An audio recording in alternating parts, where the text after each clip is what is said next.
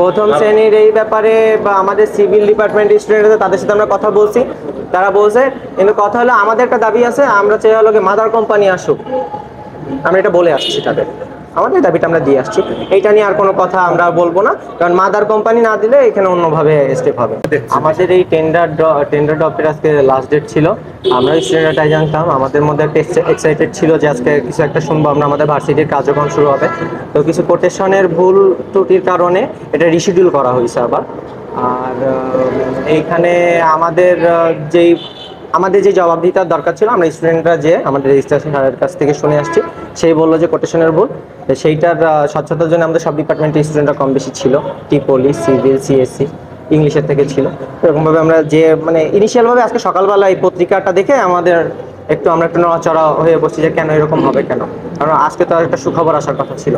তা পরবর্তীতে আমরা এটার বৃত্তান্ত যেটা আসলে ওনার স্যারের কাছ থেকে শোনার পরে আমরা বললাম যে আমাদের একটা দাবি ছিল, দাবিটা হলো যে আমাদের পার্মানেন্ট ক্যাম্পাস চাই।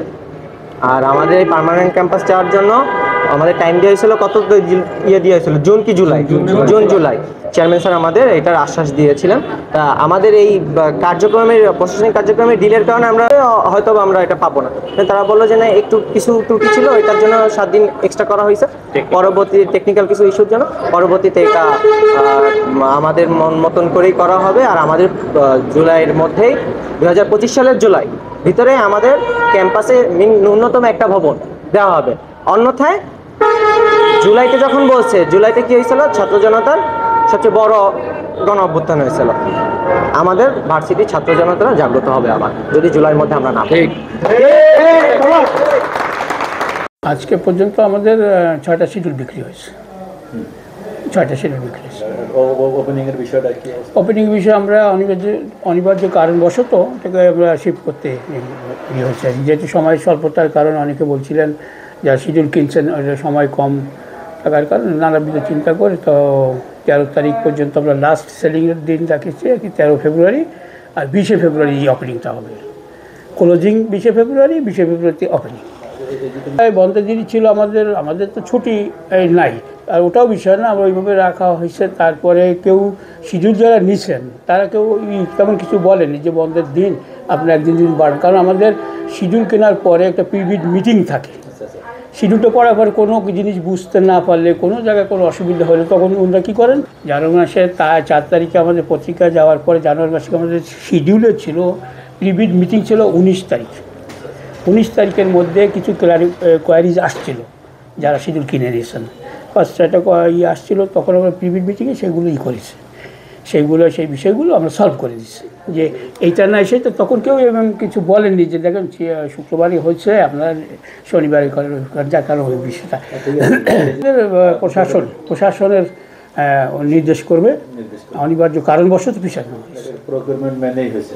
জি, প্রকিউরমেন্ট আমাদের প্রকিউরিং এন্টিটি রেজিস্ট্রার মহোদয় উনি, আর আমাদের প্রশাসন, আমাদের ট্রাস্টি মহোদয়, ওনাদের নির্দেশনা আছে, ওনাদের সাথে পরামর্শ সাপেক্ষে এটা করা হয়েছে। আপনি যেহেতু প্রজেক্ট ডাইরেক্টর বিডি, আপনি প্রজেক্টটা সম্পর্কে একটু ব্রিফ করেন, যে কত টাকার কি প্রজেক্ট এবং প্রজেক্ট আমার ভবন যে হবে, ভবনের কাজ আমরা এটা করেছি কি, আমরা এটাকে ফেজ ওয়াইজ করি।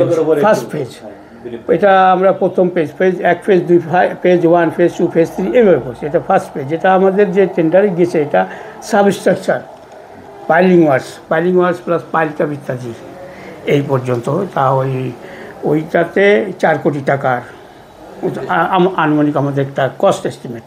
তারপরে আমাদের শিডিউল অনুযায়ী, বিওকিউ অনুযায়ী ওরা কোট করবেন, কোট করার পরে যাচাই বাছাই মূল্যায়ন পরে কি এখন ওরা করেনি, কর্তৃপক্ষের নির্দেশ কর্মী তারা দেন, তাদের যে ভিসি হন বা চিফ ইঞ্জিনিয়ার হন, ওনাদের হিসাবে আসে আর কি। এই নিয়মের মধ্যে আমরা এই কাজের উপর অভিজ্ঞ সম্বন্ধে লিখে দেওয়া আছে, যে কাজ এই কাজ আপনার সিভিল বিভাগে, যেহেতু সিভিল কাজ ইলেকট্রিক মেকানিক্যাল হলেও আপনার বিভাগের একজন অভিজ্ঞ দক্ষ এই বিষয়ে, আমাদের যে স্ট্রাকচারের যে এইভাবে তো 3 জন বাইরের সদস্য থাকবেন, এই জন্য 7 জনের একটা পরামর্শ কমিটি আমাদের তো কনসালটেন্ট আছেন আর্কিটেক্ট আছেন, ওনারা আমাদের কনসালটেন্ট এখন।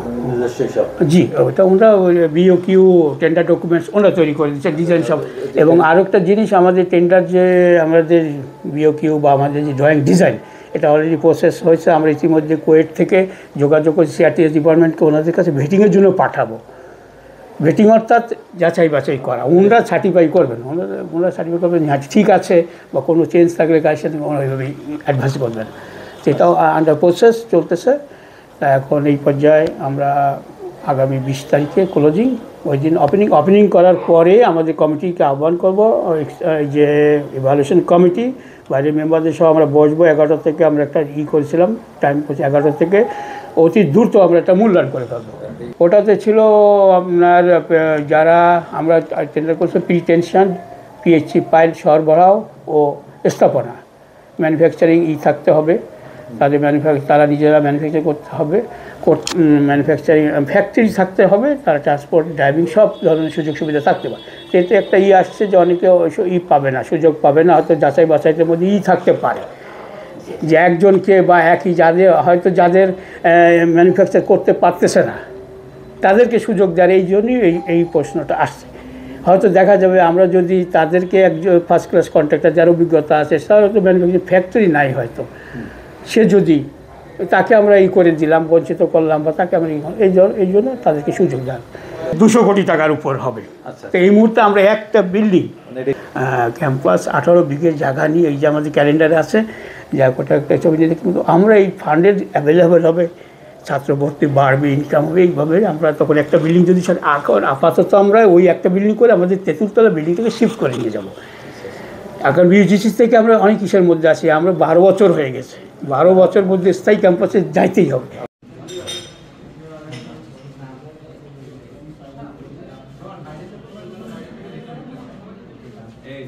কিছু কন্ডিশন চেঞ্জ হয়েছে, সে কারণে যেহেতু চেঞ্জ হয়েছে এটা তো পাবলিশ করতে হবে আমাদেরকে, তাই আবার গতকালকে পত্রিকায় পাঠিয়েছি।